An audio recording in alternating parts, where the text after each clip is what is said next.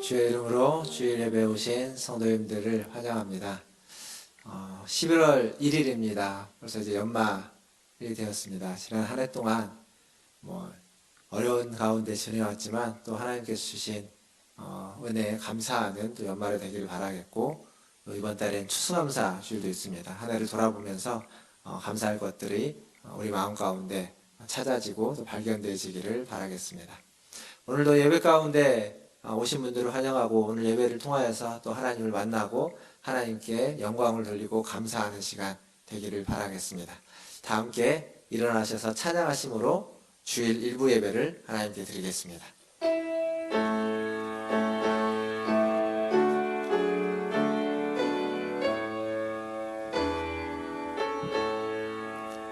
찬양하라 내 영혼아, 찬양하라 내 영혼아, 온 마음과 정서 다하여 주 찬양하라.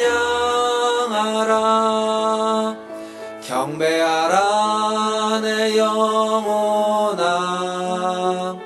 경배하라 내 영혼아, 온 마음과 정서 다하여 주 경배하라.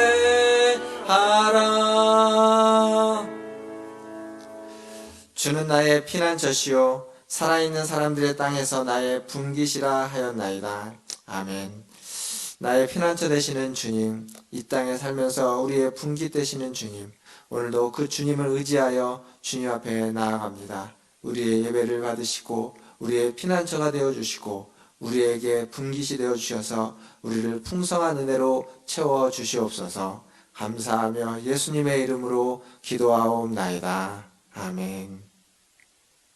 다 함께 교독문 60번, 시편 139편 함께 교독하겠습니다. 교독문 60번, 시편 139편입니다. 교독하겠습니다. 여호와여, 주께서 나를 살펴보셨으므로 나를 아시나이다.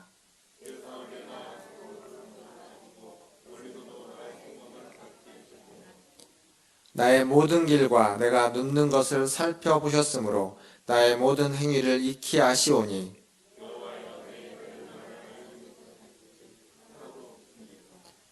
내가 주의 영을 떠나 어디로 가며 주의 앞에서 어디로 피하리이까?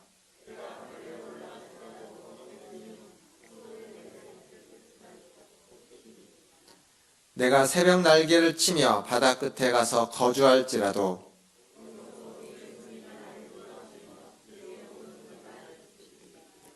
하나님이여, 나를 살피사 내 마음을 아시고 나를 시험하사 내 뜻을 아옵소서. 내게 무슨 악한 행위가 있나 보시고 나를 영원한 길로 인도하소서. 아멘. 사도신경으로 신앙을 고백합니다. 전능하사 천지를 만드신 하나님 아버지를 내가 믿사오며 그 외아들 우리 주 예수 그리스도를 믿사오니, 이는 성령으로 잉태하사 동정녀 마리아에게 나시고 본디오 빌라도에게 고난을 받으사 십자가에 못 박혀 죽으시고 장사한 지 사흘 만에 죽은 자 가운데서 다시 살아나시며 하늘에 오르사 전능하신 하나님 우편에 앉아 계시다가 저리로서 산자와 죽은 자를 심판하러 오시리라. 성령을 믿사오며 거룩한 공회와 성도가 서로 교통하는 것과 죄를 사하여 주시는 것과 몸이 다시 사는 것과 영원히 사는 것을 믿사옵나이다. 아멘. 다 함께 앉으셔서 135장 찬양하겠습니다.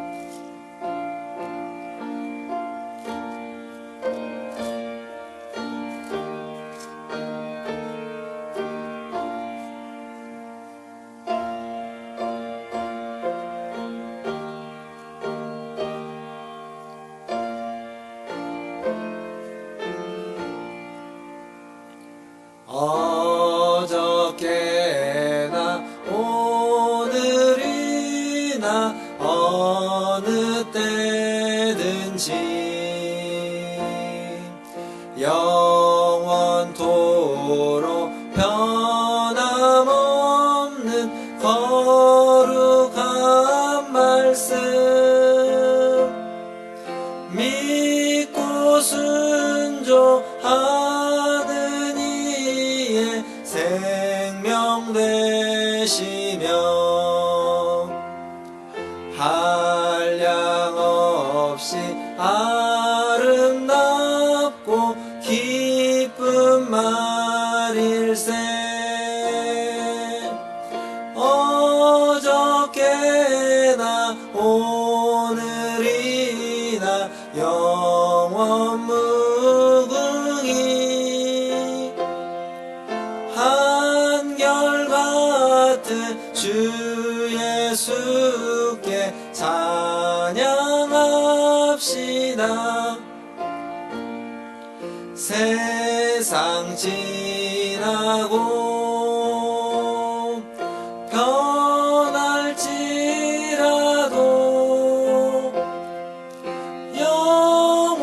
영원하시 주 예수 찬양합니다.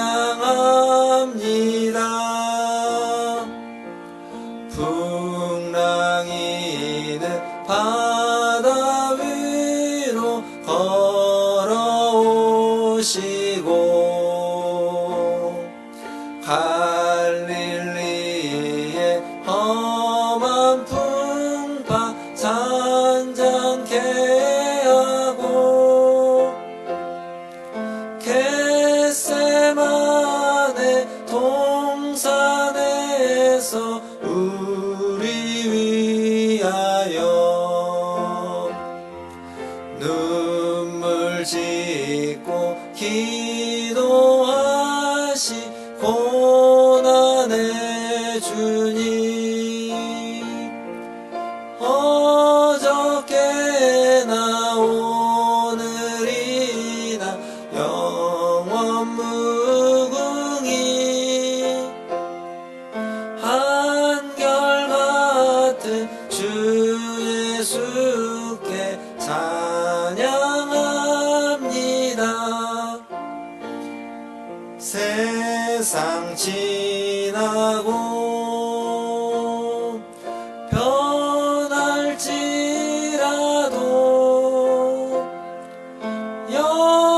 영원하신 주 예수 찬양합니다. 허물 많은 베드로를 용서하시고 의심 많은 도마에게 확신 주시고 사랑하는 그의 제자 가슴에 안고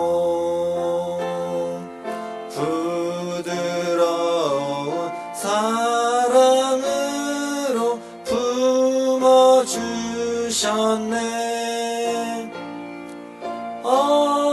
어저께나 오늘이나 영원 무궁히 한결같은 주 예수께 찬양합니다. 세상 지나고 변할지라도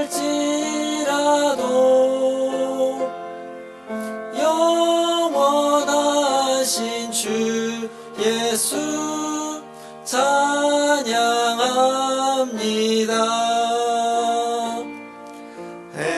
엠마오로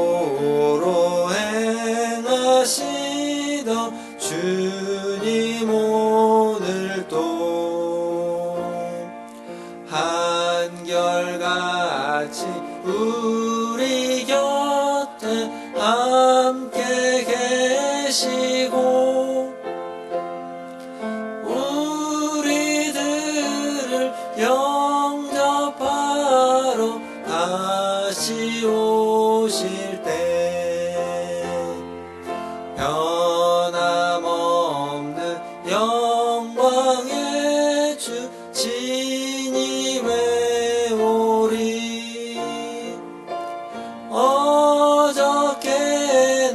오늘이 난 영원 무궁히 한결같은 주 예수께 찬양합니다. 세상 지나고 변할지라도 영원하신 주 예수 찬양합니다. 아멘. 우리를 대표해서 신광인 집사님 나오셔서 기도해 주시겠습니다.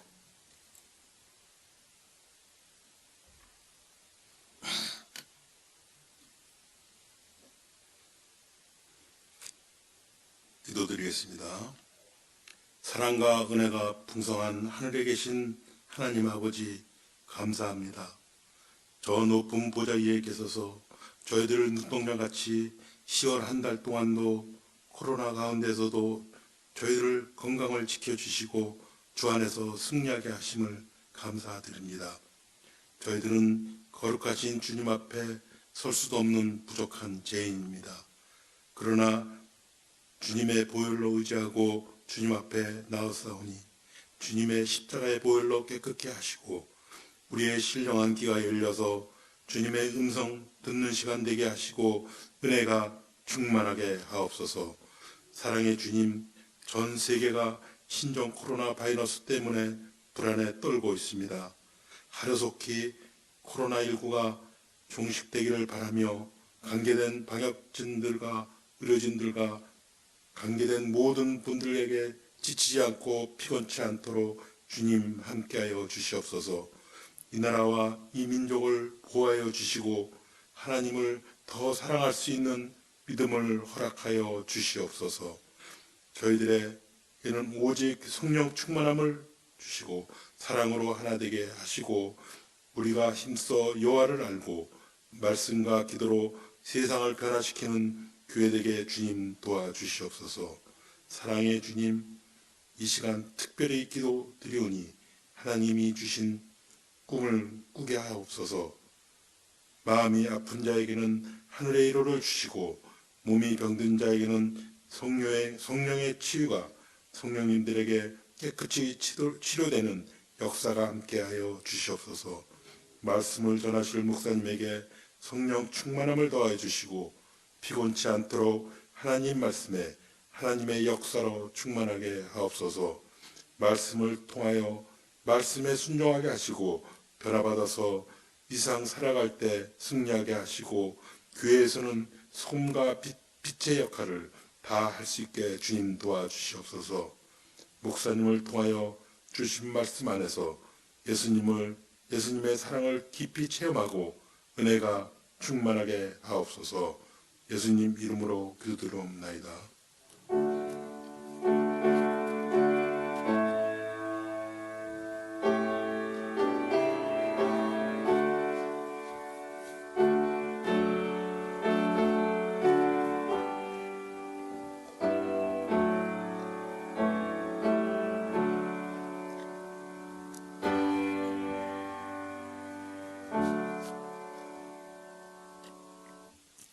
교회 소식 전해드리겠습니다. 지난주에 이어서 이번 주에도 시편 말씀을 함께 통독하겠습니다.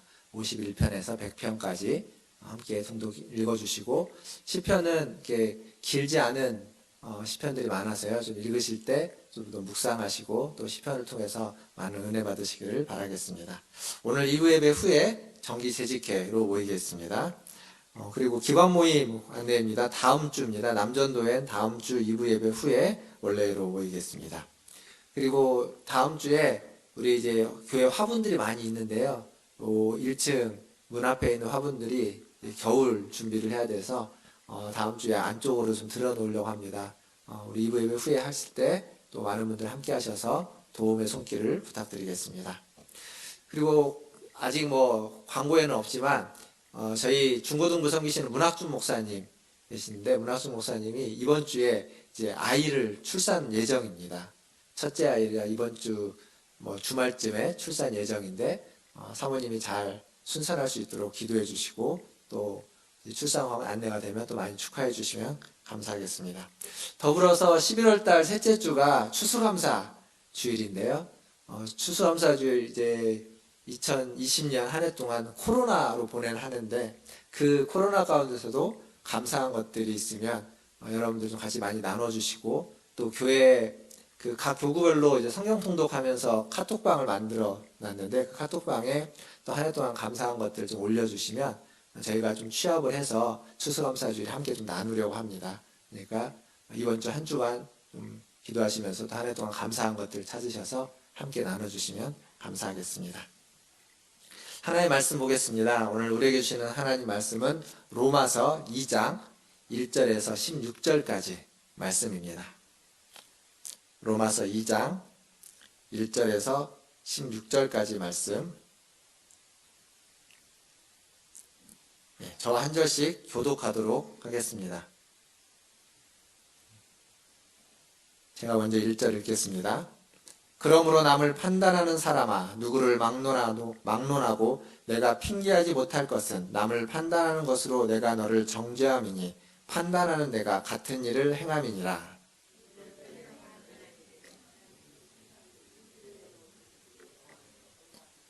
이런 일을 행하는 자를 판단하고도 같은 일을 행하는 사람아, 내가 하나님의 심판을 피할 줄로 생각하느냐? 혹 내가 하나님의 인자하심이 너를 인도하여 회개하지 못하심을 알지 못하여 그의 인자하심과 용납하심과 길이 참으심이 풍성함을 멸시하느냐? 다만 내 고집과 회개하지 아니한 마음을 따라 진노의 날 곧 하나님의 의로우신 심판이 나타나는 그날에 임할 진노를 내게 쌓는도다. 하나님께서 각 사람에게 행함으로 보응하시되 참고 선을 행하여 영광과 존귀와 썩지 아니함을 구하는 자에게는 영생으로 하시고 오직 당을 지어 진리를 따르지 아니하고 불의를 따르는 자에게는 진노와 분노로 하시리라. 악을 행하는 각 사람의 영에는 환난과 곤고가 있으리니 먼저는 유대인에게요 그리고 헬라인에게며 선을 행하는 각 사람에게는 영광과 존귀와 평강이 있으리니 먼저는 유대인에게요 그리고 헬라인에게라. 이는 하나님께서 외모로 사람을 취하지 아니하심이라. 무릇 율법 없이 범죄한 자는 또한 율법 없이 망하고 무릇 율법이 있고 범죄한 자는 율법으로 말미암아 심판을 받으리라. 하나님 앞에서는 율법을 듣는 자가 의인이 아니요 오직 율법을 행하는 자라야 의롭다 하심을 얻으리니 율법 없는 이방인이 본성으로 율법의 일을 행할 때에는 이 사람은 율법이 없어도 자기가 자기에게 율법이 되나니 이런 이들은 그 양심이 증거가 되어 그 생각들이 서로 혹은 고발하여 혹은 변명하며 그 마음에 새긴 율법의 행위를 나타내느니라. 곧 나의 복음에 이른 바와 같이 하나님이 예수 그리스도로 말미암아 사람들의 은밀한 것을 심판하시는 그날이라. 아멘. 예, 우리 옆에 있는 분들 보시고 인사하겠습니다. 사랑합니다. 축복합니다. 사랑합니다. 며칠 전에 그 터키에서 7.0의 강진이 있었습니다. 제가 아는 친구가 터키에서 사는데 그 친구가 사는 데는 이스탄불이지만 좀 멀리 떨어져 있기는 한데 강진이 있었고 그 우리나라 뉴스에도 소식이 전해지고 있는데 이 코로나 때문에 이제 피해 복구나 이런 부분들이 굉장히 좀 쉽지 않은 상황이라고 합니다. 생각나시면 관심 갖고 기도해 주시면 더 좋을 것 같습니다. 요즘 또 미국에서는 대선이 한창이죠.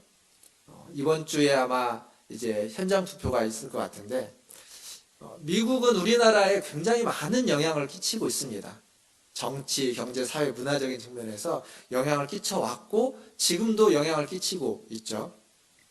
근데 요즘 대선에 대한 이야기들이 이제 뉴스에 나오는 거 가끔 보다 보면 그 중에 정말 이럴 수 있을까라는 상상할 수 없는 얘기들이 종종 있습니다. 그게 뭐냐면 우리나라도 정치인들이 선거를 하면 선거가 끝난 뒤에 이 선거는 불법 선거다, 부정 선거다라고 하면서 이렇게 그 패배한 측에서 항의를 하는 내용들이 있습니다.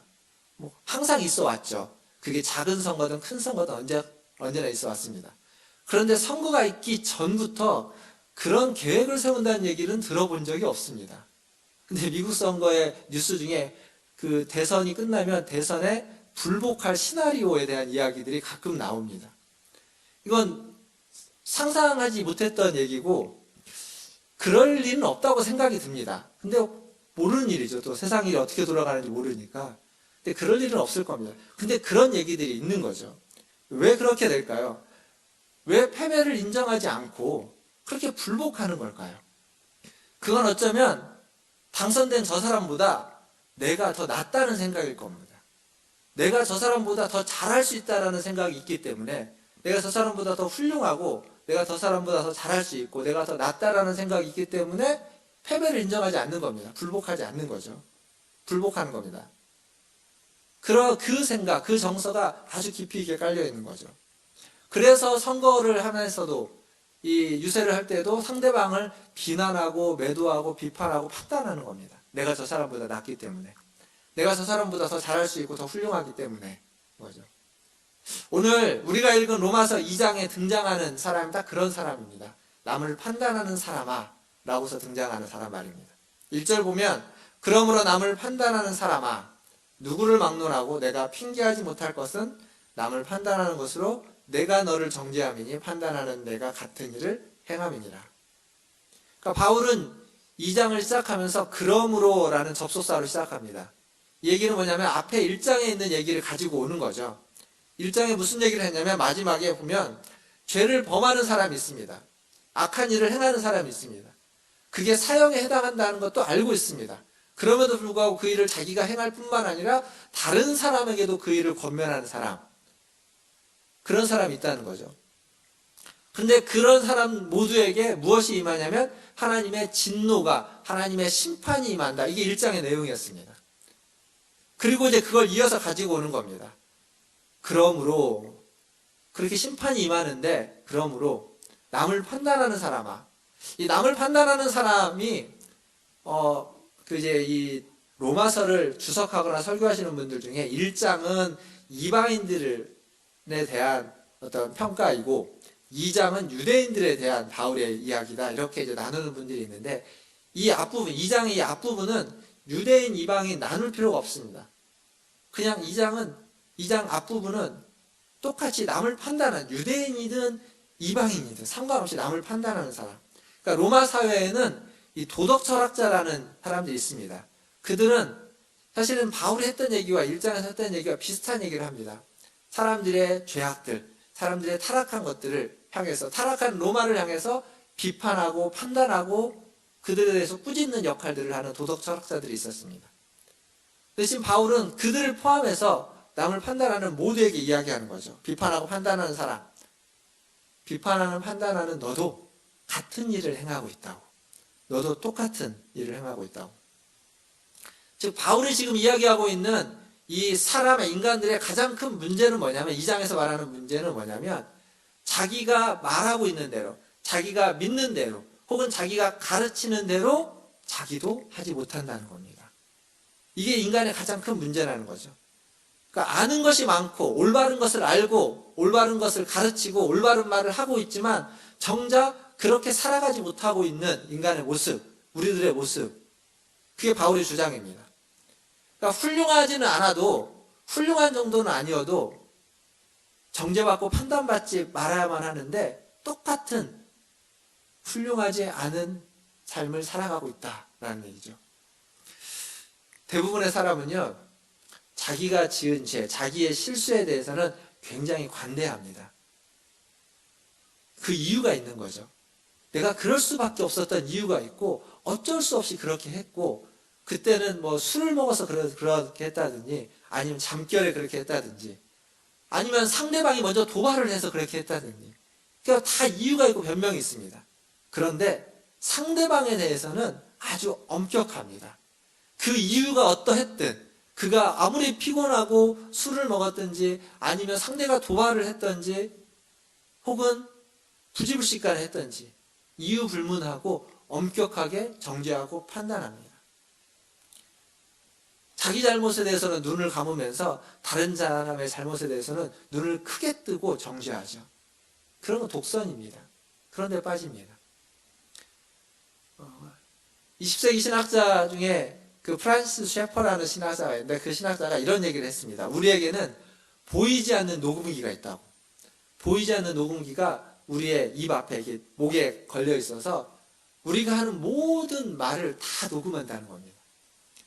모든 말을 다 녹음해서 그 녹음한 내용을 가지고 마지막에 하나님 앞에서 우리가 심판받을 때 그 녹음기를 틀어준다는 거죠.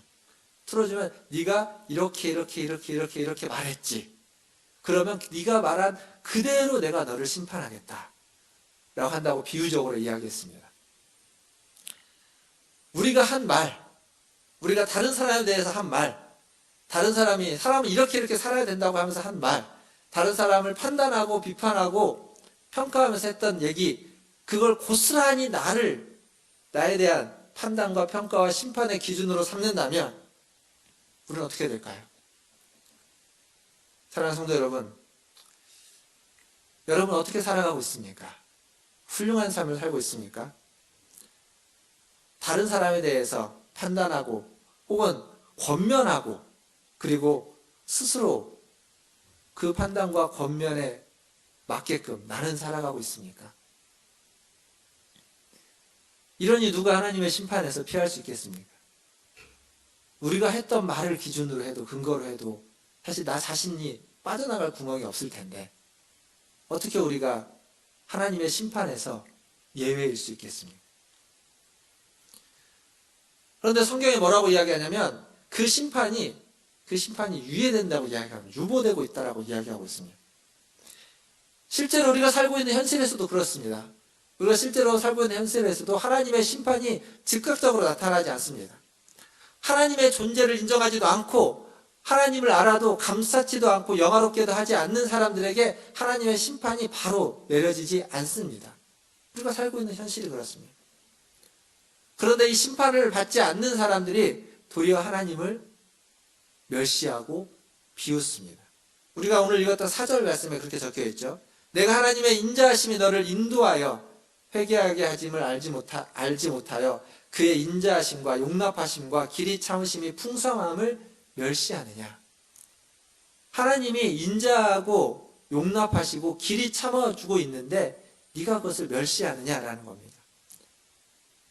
사업을 하는데 거짓말로 속이면서도 사업이 잘 됩니다. 아무 일도 일어나지 않습니다.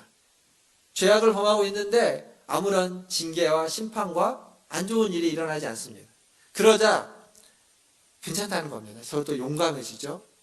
더 나아가서 하나님의 심판, 진노와 같은 것은 다 허상이다고, 그런 건 없다고, 그런 하나님, 그런 신은 존재하지 않는다고, 그냥 여기에서 잘 먹고 잘 살면 된다라고 하는 겁니다. 하나님을 멸시하는 거죠. 비웃는 겁니다. 심판과 진노를 비웃는 거죠. 그들을 향해서 바울이 이야기하는 겁니다. 하나님의 길이 참으심을 비웃냐고. 하나님이 그냥 넘어갈 것 같냐고. 진노의 날, 심판의 날, 마지막 날, 그날에 하나님이 그 모든 것을 다 드러내서 당장은 괜찮아 보여도, 당장은 놔두는 것 같지만 반드시 그때에는 심판할 것이라고. 하나님이 능력이 없어서, 하나님이 몰라서 그냥 가만히 있는 것이 아니다고 이야기하는 겁니다. 그게 지금 로마서 1장, 2장에서 하는 얘기들입니다. 오늘 4절에서 우리가 읽었던 것처럼 하나님이 그냥 놔두시는 이유, 용납하시는 이유, 길이 참으시는 이유가 있죠. 회개할 기회를 주는 겁니다. 자비를 구할 기회를 주기 위해서 심판을 유보하고 있는 겁니다. 이렇게 우리가 심판에 대해서 이야기하면 우리는 이런 오해를 종종 갖기도 합니다. 우리는 이미 구원받은 하나님의 백성, 하나님의 자녀에서 이 심판에서부터 나를 예외시키죠. 그래서 이 심판에 대한 이야기가 그리스도인들에게는 별로 그렇게 경각심 되는 이야기가 아니고 믿지 않는 사람들이 들어야만 하는 이야기라고 생각하는 경향이 있습니다. 그렇지 않습니다. 그건 우리의 오해입니다. 고린도후서 5장 10절 말씀, 똑같이 바울이 쓴 고린도후서 5장 10절 말씀을 보면 이렇게 적혀 있죠. 눈으로 한번 따라서 보십시오. 제가 읽겠습니다. 10절입니다. 이는 우리가 다 반드시 그리스도의 심판대 앞에 나타나게 되어 각각 선악간에 그 몸으로 행한 것을 따라 받으려 함이라. 반드시, 우리 모두가 다 반드시 그리스도의 심판대 앞에 서게 된다는 겁니다. 그 앞에서 선악간에 행한 대로 심판받는다고 이야기하고 있습니다. 우리도 예외가 아닙니다. 우리라고 심판대 앞에서 예외적으로 제외돼서 심판받지 않는 게 아니라 모두가 다 그렇습니다. 믿는 자나 믿지 않는 자나 다 마찬가지입니다. 누가복음 15장에 가면 탕자의 비유라고 알려진 비유가 우리가 잘 알고 있습니다. 거기에 보면 두 아들이 존재하죠. 두 아들을 둔 아버지가 있습니다. 둘째 아들은 아버지에게 유산을 받아서 허랑방탕하게 다 씁니다. 아버지를 떠나가서 허랑방탕하게 다 쓰고 나중에야 죄를 짓고 난 나중에야 뉘우치고 돌아옵니다. 그래서 다시 아버지의 품에 안기죠. 첫째 아들은 아버지를 떠나지 않았습니다. 아버지 곁에 있었습니다. 그러나 여전히 그의 마음은 아버지로부터 멀리 있었죠. 둘째 아들이 돌아왔을 때 아버지로부터 멀리 떠나 있던 그의 마음은 아버지가 함께 즐기자고 하는, 아버지 품으로 오라고 하는 그 제안을 거절하고 가지 않습니다. 그러니까 둘째 아들도 첫째 아들도 둘 다 아버지의 품을 떠나 있었던 겁니다. 한 사람은 눈에 보이게 떠나 있었고 한 사람은 눈에 보이지 않게 가까이 있는 것 같았지만 떠나 있었던 겁니다. 둘 다 아버지의 용납하심과 길이 참으심이 있었고 그 용납하심과 길이 참으심에 따라서 돌아온 자가 있고 누가복음 15장에는 아직 돌아오지 않은 큰아들이 있는 겁니다. 둘 다 돌아와야 되는 거죠. 그러니까 믿지 않는 자나 믿는 자나 똑같습니다. 둘 다 아버지의 사랑이, 아버지의 품이 필요한 사람들입니다. 이미 구원받았으니까 우리는 심판에서 면제됐다라고 생각하지 마십시오. 그리스도인들도 그리스도인이든 그리스도인이 아니든 누구나 다 심판대 앞에 서게 되어 있습니다. 그 앞에서 심판을 받는데 무엇을 따라 심판을 받냐면 선악간에 우리가 행한 것에 따라서 심판을 받게 되는 겁니다. 그러니까 우리의 마음에 따라서 우리의 신앙 고백에 따라서 심판을 받는 게 아닙니다. 우리 안에 있는 믿음의 유무를 따라서 심판을 받는 것이 아니라 선악간에 행한 것을 따라서 보응하신다, 심판받는다라고 이야기하고 있습니다. 행위가 중요한 이유입니다. 행함이 중요한 이유가 심판대 앞에서 그 행함이 기준되기 때문에 그렇습니다. 그러니까 행위라는 것은 구원을 받기 위한 근거로서 중요한 게 아닙니다. 구원을 받기 위한 근거는 믿음입니다. 행위가 아닙니다. 그러나 이 행위는 그 믿음을 보여주는 증거로서 심판대 앞에서 중요한 기준이 되기 때문에 중요합니다. 우리가 하나님과 인격적인 관계를 어떻게 맺고 있는지를 이게 보여주는 겁니다. 여러분, 사과나무가 있습니다. 사과나무에 사과가 가을이면 이제 열매를 맺게 되죠. 그러면 그 사과는 그 나무가 살아있다는 것을 증명하는 겁니다. 열매를 맺었다는 건 그것이 사과나무이고 살아있고 아주 건강하고 튼실한 제대로 된 나무라는 걸 증명하는 게 사과입니다. 그런데 그 사과가 그 나무에게 생명을 주지는 않습니다. 이 나무를 살아있게 만들고 생명을 주는 건 그 나무의 뿌리입니다. 뿌리에서부터 뿌리가 건강할 때, 뿌리가 살아있을 때 뿌리로부터 생명을 끌고 와서 이 나무는 건강하게 살아있는 겁니다. 그 건강하게 살아있다라는 증거로서, 증표로서 맺혀지는 게 열매입니다. 사과입니다. 행위가 그런 겁니다. 행위라는 건 생명을 주는 게 아닙니다.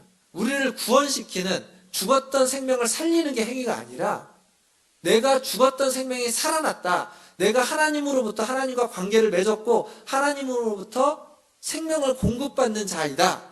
그리고 그렇게 건강하게 살아가는 자이다. 라는 증거로서, 증명으로서 우리에게는 행위가 있어야 되고 그 행위가 마지막에 그것을 판단 내리는 근거가 되는 겁니다. 사랑하는 성도 여러분, 여러분의 선한 삶과 선한 행위가 하나님 앞에 심판대에 빛을 발하기를 주님의 이름으로 축원합니다. 그게 여러분에게 있는 믿음과 생명의 증거라는 사실을 꼭 기억하시기를 바라겠습니다. 이제 7절에서 10절까지 보면 이 심판에 있어서 바울은 심판을 둘로 나눕니다. 지금 심판에 대한 얘기를 계속 하고 있는 겁니다. 심판을 둘로 나누는데 하나는 하나님과 관계가 올바른 자들, 그런 자들은 길이 참고 선을 행하고 영광과 존귀와 썩지 아니할 것을 구한다라고 되어 있습니다. 영광과 존귀와 썩지 아니할 것을 구하는 자들에게 하나님은 영광과 존귀와 평강을 허락한다. 즉 다른 말로 바꾸면 영광과 존귀와 평강으로 심판하신다는 겁니다. 자, 여기서 우리가 기억할 건 심판이라는 말이요, 무서운 말이 아닙니다. 믿는 우리가 그리스도의 심판대 앞에 설 때 우리에게 주어지는 건 영광과 존귀와 평강입니다. 심판 앞에서 주어지는 것, 심판으로 받는 것. 그러나 하나님과 관계가 바르지 못한 자들, 여기 바울이 이야기하는 것처럼 당을 지어서 진리를 따르지 않고 불의를 따르는 자들, 그러니까 우리의 말과 행동으로 화합을 하고 그리고 평화를 가져오는 것이 아니라 분열과 편을 가르는 자들, 그런 자들을 향해서는 무엇으로 하나님이 보응하시냐면 환난과 공고로 보응하신다는 겁니다. 그러니까 그러한 자들에게는 환난과 공고로 심판하신다는 겁니다. 심판대 앞에 섰을 때 두려워하는 사람들은 하나님과 관계가 없는 자들입니다. 두려워해야만 하는 사람들. 하나님과 관계가 있는 우리는 두려워하는 필요가 없어요. 왜냐하면 심판대 앞에서 우리가 받게 되는 것은 상이기 때문입니다. 상. 선악간에 우리가 행한 대로 보상을 받는 것이 심판대 앞에입니다. 그러나 선악간에 우리가 행한 대로 하나님과 관계가 없이 행해 버렸다면, 그렇다면 그 앞에서 보상이 아닌 형벌을 받게 되는 거죠. 그러니까 심판대가 무서운 겁니다. 심판대라고 해서 무서워할 필요가 없어요. 심판받는 게 우리가 제외되어야만 할 필요가 있는 것이 아닙니다. 여기에서 우리가 또 주목할 건 뭐냐면, 사실 이것보다 더 중요한 건 그 뒤에 있는, 먼저는 유대인에게요, 그리고 헬라인에게로다라는 표현입니다. 구조적으로는 순서에 대해서 이야기하고 있습니다. 유대인이 먼저 하나님 앞에서 보응, 심판을 받고 그 다음에 헬라인이 보응, 심판을 받는다라고 말해주고 있습니다. 근데 이 순서보다 더 중요한 건 뭐냐면 유대인이든 헬라인이든 모두가 다 하나님 앞에서 심판받는다는 이야기죠. 아까 고린도후서 5장 10절에서 바울이 했던 얘기와 똑같은 얘기입니다. 이게 왜 놀라운 거냐면 우리에게는 당연해 보이는 거지만 이 글을 받게 되는 로마 교회의 유대인들에게는 이게 깜짝 놀랄 만한 이야기인 겁니다. 당연하지 않은 겁니다. 왜냐하면 유대인은 자기들이 같은 그리스도인이라 할지라도 이방인 그리스도인과 유대인 그리스도인은 다르다고 생각했습니다. 차별하고 있었습니다. 우리는 저들보다 훨씬 낫다라고 항상 생각하고 있었습니다. 하나님의 백성, 선택받은 백성이고 그리고 저들은 하나님께 선택받지 못했던 이방인들이라는 생각이 유대인과 헬라인의 기저에 깔려 있었고 그리스도인이 되었어도 거기에서 조금 달라지긴 하지만 여전히 차이가 있고 다르다고 생각했습니다. 복을 받는 것도 다르고 심판, 형벌을 받는, 보응을 받는 것도 다르다고 생각하고 있었습니다. 그래서 지금 바울의 얘기는 뭐냐면 다르지 않다는 겁니다. 순서의 차이만 있을 뿐, 앞서거니 뒤서거니 할 뿐이죠. 먼저 보응을 받느냐 나중에 보응을 받느냐의 차이일 뿐 똑같이 심판대 앞에 선다라고 지금 바울은 이야기하고 있습니다. 그것을 바울은 어떤 식으로 또 표현하고 있냐면 11절에 보니까 이는 하나님께서 외모로 사람을 취하지 아니하심이라. 이건 이제 외적인 것들 어떤 행위로 본다 이런 의미가 아니라 여기서 말하는 외모는 인종과 민족을 이야기합니다. 그러니까 헬라인이냐 유대인이냐라는 차이로 어떤 인종이 다르냐 인종의 차이로 하나님은 심판을 구별하지 않는다는 겁니다. 심판대 앞에서는 유대인이나 이방인, 믿는 자냐 믿지 않는 자냐 그게 중요하지 아니라 우리의 행위, 선악간에 오래 참고 영광과 존귀가 썩지 아니할 것을 구했느냐 아니면 당을 짓고 분열하면서 썩어질 것들을 구했느냐 무엇을 구하는 행위와 행동과 삶을 살았느냐 그것이 중요하다는 거죠. 사랑하는 성도 여러분, 여러분의 행위, 여러분의 삶은 어떠하십니까?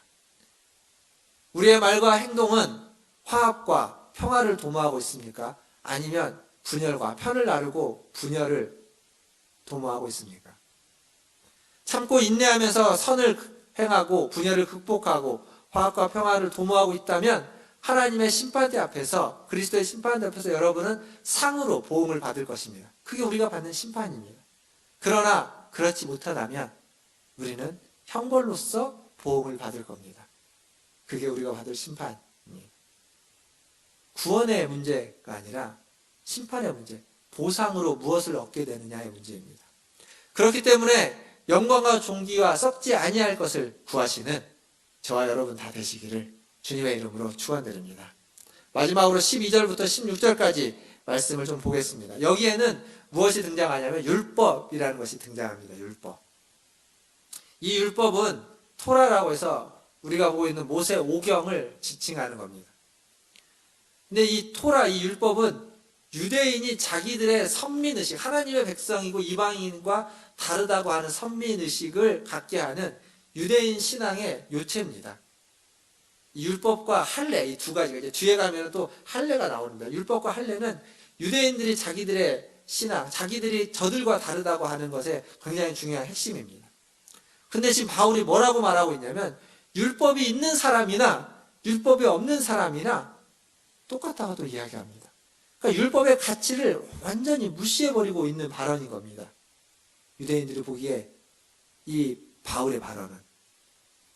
13절에 보니까 그 이유를 바울은 뭐라고 이야기하냐면, 하나님 앞에서는 율법을 듣는 자가 의인이 아니요, 율법을 가지고 있는 자가 의인이 아니라 오직 율법을 행하는 자라야 의롭다 하심을 얻는 것이다 라고 이야기하는 겁니다. 유대인들이 왜 율법이 그렇게 중요했냐면 자기들은 율법을 받았다는 겁니다. 하나님이 율법을 우리에게 줬다는 겁니다. 율법은 우리 것이라는 겁니다. 그리고 우리는 그 율법을 듣고 있다라고, 그리고 매 주마다 회당에서, 성전에서 율법을 어려서부터 배우고 듣고 암송하고 있고 가지고 있고, 그게 그들에게 자긍심이었습니다.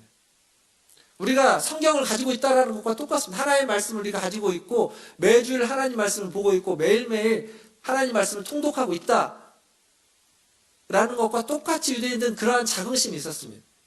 그게 그들의 신앙의 아주 중요한 기둥이었습니다. 근데 지금 바울이 뭐라고 말하냐면 그건 아무것도 아니라는 겁니다.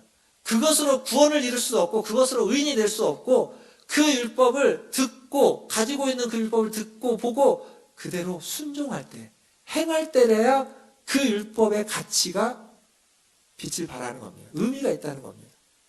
구원을 받을 수 있고 의인이 될 수 있다라고 이야기하고 있는 겁니다. 율법을 들었다고, 율법을 알고 있다고 해서 순종을 그것이 대신해 주지 않는다는 겁니다.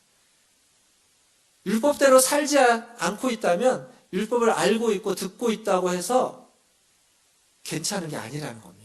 대신해 주지 않습니다.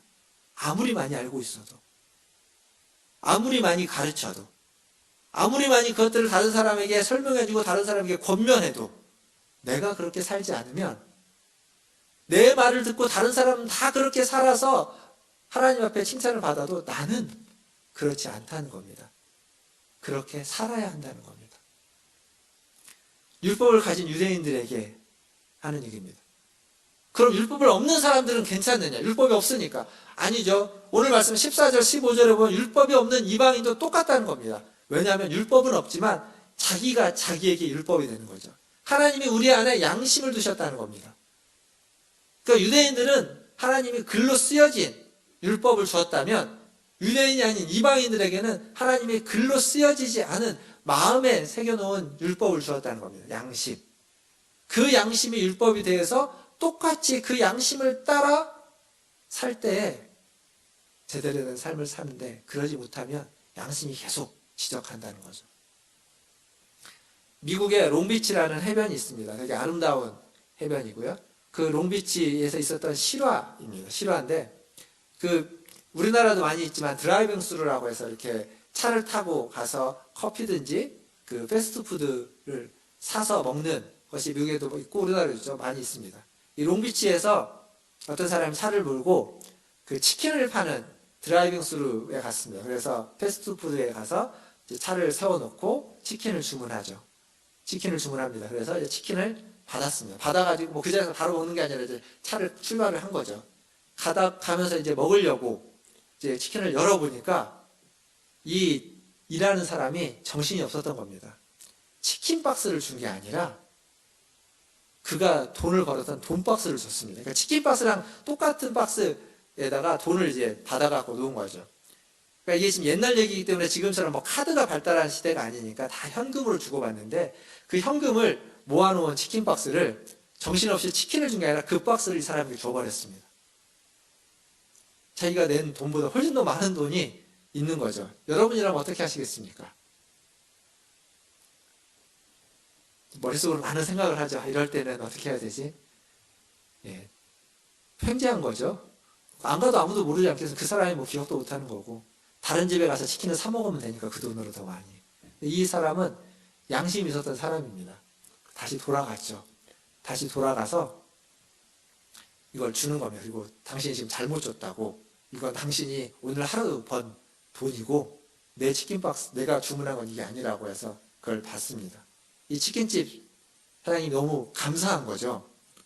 그래서 이런 일은 사람들에게 알려야 된다. 당신이 얼마나 선한 사람인지 사람들이 이 선행을 알려야 된다고 해서 이렇게 전화를 해서 자기가 아는 기자가 있다고 기자를 확 부르려고 합니다. 이 운전했던 차에 타고 있던 사람이 깜짝 놀라는 겁니다. 절대 그러면 안 된다고. 제발 그러면 안 된다고. 나 그럼 가야 된다고. 막 붙잡고 아니라고. 이건 꼭 알려야 된다고 하는데 나중에 왜 그래야 되냐고 이야기하냐면 내 옆에 지금 타고 있는 저 여자는 내 아내가 아니라고. 그런 겁니다. 양심이 있어도, 양심이 있고 훌륭한 것 같아도 어느 한 부분에서 우리는 어딘가 다 깨어져 있습니다. 비양심적입니다. 그 양심이 우리를 공격하는 겁니다. 지적하는 겁니다. 그래서 우리는 온전할 수 없는 겁니다. 심판에서 면해질 수 없는 겁니다. 쓰여진 율법만이 아니라 쓰여지지 않은 율법도 우리 안에 있는 그 양심도, 그래서 믿는 사람만이 아니라 믿지 않는 사람도 동일하게 다 하나님 앞에서 심판대 앞에서 설 수밖에 없습니다.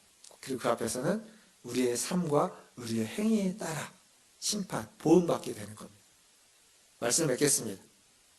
2014년도에 국회에서 이제 법을 제정하는데 국민건강진흥법이라는 것을 개정했습니다.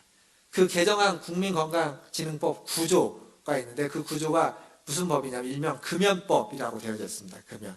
그래서 이 금연을 해야 되고 일정한 건물 안에서는 담배를 피지 못하도록 법으로 제정해 놨습니다. 근데 그 금연법에 가장 금연구역으로 정해놨던 1호와 2호가 어디냐면 1호가 어딘 줄 아십니까? 1호가 국회입니다. 국회.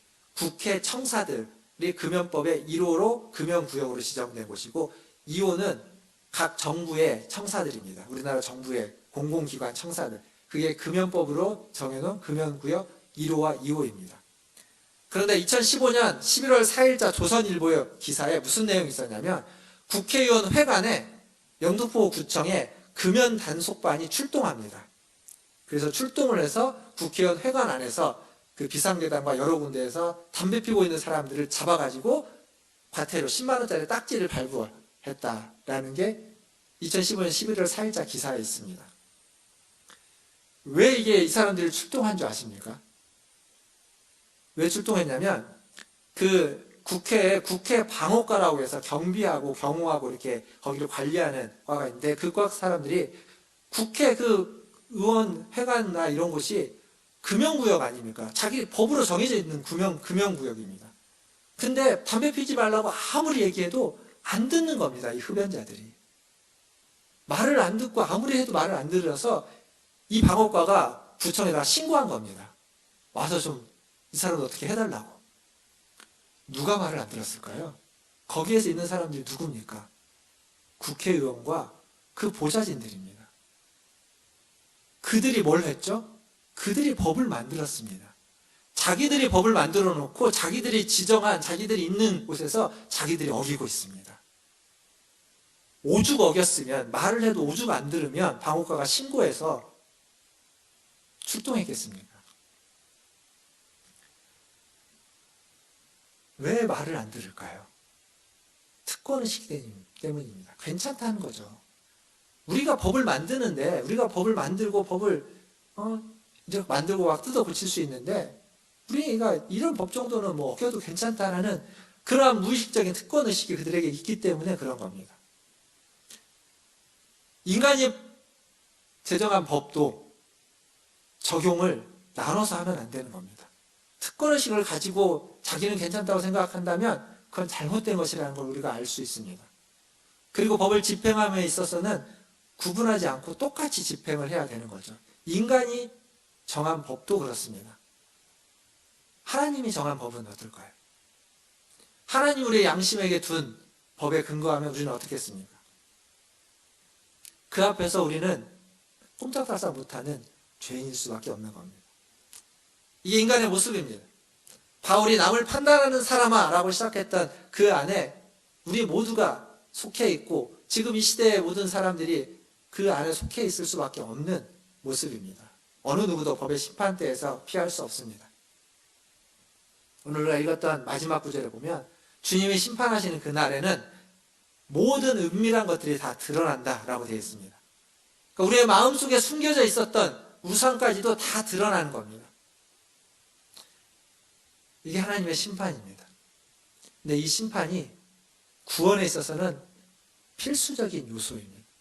심판이 없이는 구원이 없습니다. 심판이 없다면 구원은 아무런 의미가 없습니다. 심판이 있기 때문에 구원이 의미가 있는 거죠. 우리 모두는 믿는 자든 믿지 않는 자든 우리 모두는 다 그리스도의 심판대 앞에 서는 날이 있습니다. 로마서는 그 심판대 앞에서 우리는 진노받아 마땅하고 형벌받아 마땅하다라고 강조하고 있습니다. 그래서 우리에게 십자가가 필요합니다. 그래서 우리에게 그리스도가 필요합니다. 그 심판대 앞에서 심판받는 그때 우리를 변호해 주실 그리스도가 필요한 겁니다. 선악간의 심판을 받습니다. 맞습니다. 우리의 행위에 따라 심판을 받습니다. 그러나 우리의 행위가 온전할 수 없기에, 우리의 행위가 선만 있을 수 없기에, 악이 있을 수밖에 없기에 그 선악간에 있어서 그리스도의 변호가 필요하다는 겁니다. 그리스도의 변호가 있다면 우리는 그 심판대 앞에서 두려워할 필요가 없습니다. 비록 우리가 선도 행하고 혹은 악도 행하지만 바른, 오래 참고 길이 참은 올바른 삶을 살고 때로는 실수하고 올바르지 못한 선택을 할 때도 있지만 우리에게 그리스도가 있기에, 우리를 변호해 주는 분이 있기에 우리는 그 앞에서 두려워 떨 필요가 없다라는 사실입니다. 내가 어떤 사람인지, 그리스도의 십자가가, 그리스도가 우리에게 얼마나 소중한지를 다시 한번 깨닫게 되는 겁니다. 사랑하는 성도 여러분, 두 가지를 주목하십시오. 꼭 봐야 됩니다. 하나는 나 자신이 어떠한 존재인지, 내가 얼마나 연약하고 허물 많고 그 율법에 따라서, 우리의 양심에 따라서 봤을 때 하나님 앞에서 심판받을 수밖에 없는, 벌을 받을 수밖에 없는 존재인지, 나 자신을 우리는 끊임없이 바라봐야만 합니다. 동시에 그것만 보면 안 됩니다. 동시에 그리스도를 바라봐야만 합니다. 내가 그렇기 때문에 그리스도를 바라본 우리의 눈길은 더 간절할 수밖에 없습니다. 그리스도를 의지한 우리의 믿음은 더 절실할 수밖에 없는 겁니다. 나를 알면 알수록 그리스도를 향한 우리의 믿음은 더 간절하고 절실할 수밖에 없게 되는 겁니다. 이 두 가지를 함께 보시는 저와 여러분 되기를 주님의 이름으로 축원드립니다. 기도하겠습니다. 이 시간 기도하실 때 말씀을 기억하면서 함께 기도하겠습니다. 우리 모두는 그리스도의 심판대 앞에 서게 됩니다. 그 심판대 앞에서 우리는 그리스도의 십자가가 더 절실히 필요합니다. 우리를 변호해 주시는 그리스도가 있을 때 그 심판대 앞은 우리에게 두려움의 장소가 아니라 위로와 격려와 은혜의 장소가 되는 줄 믿습니다. 나의 죄악을 깨달으시고 그래서 더 절실히, 더 간절히 주님을 바라보시고 주님을 믿으시는 그렇게 살아가시기를 원하는 마음으로 우리 함께 하나님 앞에 기도하시고 또 코로나를 이겨낼 수 있기를 위해서 우리 같이 한 목소리로 기도하길 바라겠습니다. 기도하겠습니다. 하나님, 아버지 하나님, 이 시간 하나님의 은혜와 사랑을 구합니다. 하나님, 우리의 간절함과 우리의 진실함을, 하나님, 우리의 허물과 죄악을 깨닫고 아는 데 있는 사람, 주님 그리스도가 필요합니다. 주님 그리스도가 없으면 아버지는 우리는 그 순간에 하나님 아무리 손을 행하고 아무리 삶을 살았어도 우리에게 있는 그 그 허물과 하나님 그 죄악과 그 수들이 아버지 하나님 들춰내면 들어 꼬리에 꼬리를 물고 날 수밖에 없는, 그리고 하나님 진노와 형벌을 받을 수밖에 없는 사실을 알게 됩니다. 주님 우리를 불쌍히 여겨주시옵소서. 그리스도밖에는 온전합니다. 그리스도의 그 꿈이 하나님 우리에게 있기에 하나님 어떤 속에서도 아버지 하나님 우리가 모였는데 두려워하지 않을 수 바랍니다. 주여 주시옵소서. 하나님 코로나로 어려운 시대를 살아가고 있습니다. 코로나를 이겨낼 수 있도록 도와주옵소서. 전 세계가 50만 명, 매일매일 50만 명 확진자들이 생겨나고 있습니다. 거기에다가 터키에는 하루염 지진까지 일어났습니다. 주여 불쌍히 여겨주시옵소서. 하나님 코로나로 인한 또 거기에 하나님 지진까지 겹쳐있는 아버지 하나님 자비와 긍휼이 필요한 하나님 세계의 열방이 오니 주여 불쌍히 여겨주시고 주여 긍휼히 여겨주시옵소서.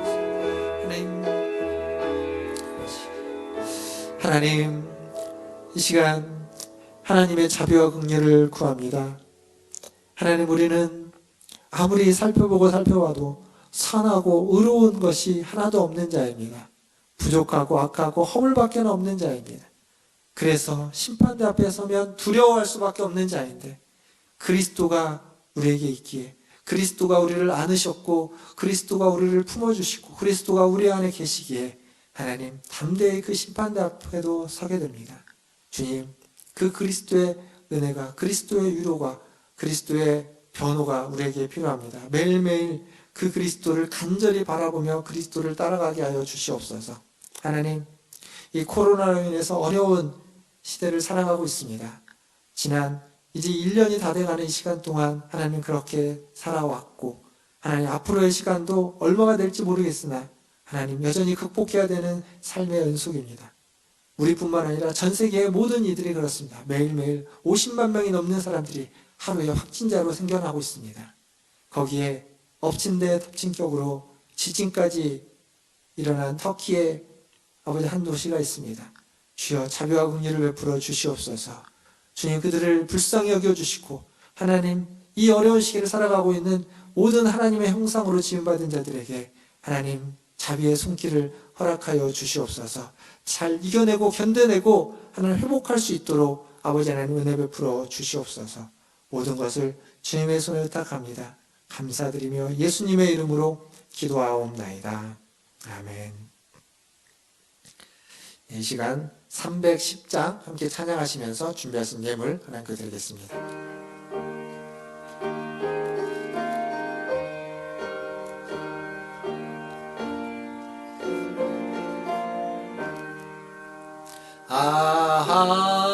하나님의 은혜로 있을 데 없는 자 왜 구속하여 주는지 난 알 수 없도다. 내가 믿고 또 의지함은 내 모든 영병 하시는 주님 늘 보해 주실 것을 나는 확실히 아네.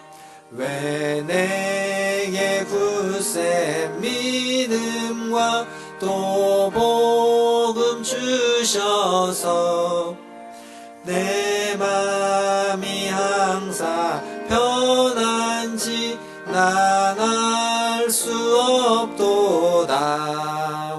내가 믿고 또 의지함은 내 모든 영편 하시는 주님 늘 보해 주실 것을 나는 확실히 아네. 왜 내게 성령 주셔서 내 마음 감동해 주 예수 믿게 하는지 난 알 수 없도다. 내가 믿고 또 의지함은 내 모든 영편 하시는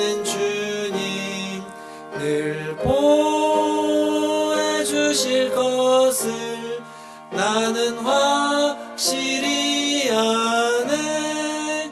주 언제 강림하실지 옥 밤에 옥 낮에 또 주님 만날 그곳도 만날 수 없도다.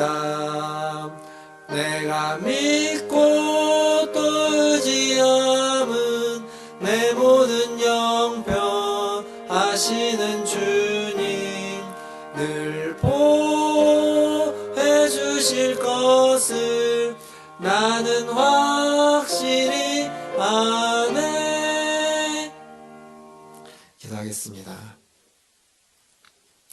하나님, 우리의 모든 형편을 아시는 주님, 우리가 믿고 주님을 의지하오니 우리를 보호하여 주시옵소서. 하나님, 오늘도 주임절에 나올 때 빈손으로 오지 않고 예물을 구별하여 주님께 드리게 하시니 감사합니다.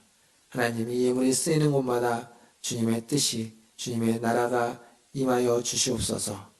뿐만 아니라 하나님, 이 예물을 드린 손길 위에 함께하여 주셔서 하나님, 그 손으로 하는 일 가운데 주님의 은혜가 항상 있게 하여 주시고 그리스도가 변호인 되어 주시고 그리스도가 동행하여 주셔서 모든 일이 그리스도와 함께 행하는 일이 되게 하여 주시옵소서.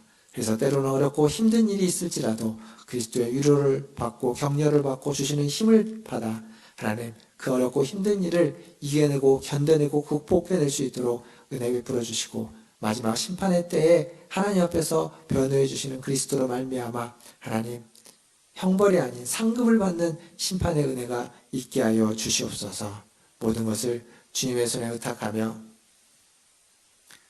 지금은 우리를 죄에서 구원하여 주신 우리 구주 예수 그리스도의 은혜와 아버지 하나님의 크고 무한하신 사랑하심과 성령 하나님의 위로교통 충만케 하심이 오늘 주의 전에 나와 주님을 예배하며 더욱 간절히 그리스도의 십자가를, 그리스도를 바라보고 의지하는 우리 문화신조일교회 성도들 위에와 그의 자녀손들과 가정과 직장과 일터 위에 또 주의 복음을 들고 사역하는 선교사님들과 사역자들 위해 코로나를 퇴치하기 위해서 애쓰는 모든 전세계의 보건당국과 의료진들과 연구진들과 또 코로나를 확진된 확진자들 위해 그의 가족들 위해 지진을 당한 이들 위해 이제로부터 영원토록 함께 있을지어다.